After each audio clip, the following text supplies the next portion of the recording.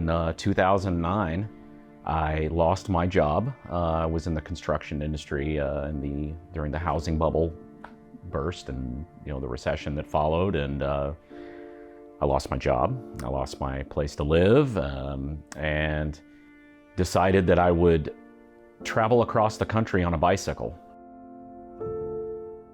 48 days, 2,854 miles across the United States, from San Diego to Orlando, Florida, looking for an opportunity, looking for a chance. But once you get into an urban environment, into a city, then you're just some homeless guy, and it's like the attitude completely changes.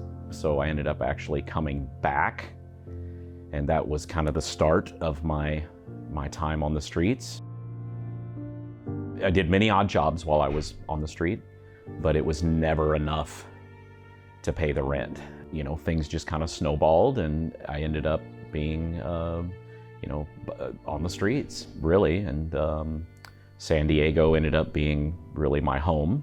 It's one thing to camp out on the highway or at a rest area in the middle of nowhere, but it's a totally different thing to be sleeping in an urban area with quite a few people around you and the typical urban problems that are apparent, a lot of violence and drugs and stuff. So reluctantly, I stayed down in Spanish Landing Park, and that was the beginning. After a little while, I actually became comfortable with it. I fainted at a bus stop on El Cajon Boulevard, and the next thing I know, I woke up in an ambulance, and they were taking me to Sharp Memorial. It was just the culmination of so many years of all of that combined that my body just finally gave away. It just gave out on me. It was one of the main things that got me off the street. Was I had had enough. I couldn't do it anymore. When I came here, it was a very unique time for all of us. I came here, a month and a half before the coronavirus lockdown.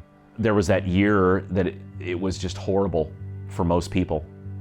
They lost their jobs, they lost family members, they lost their health, whatever.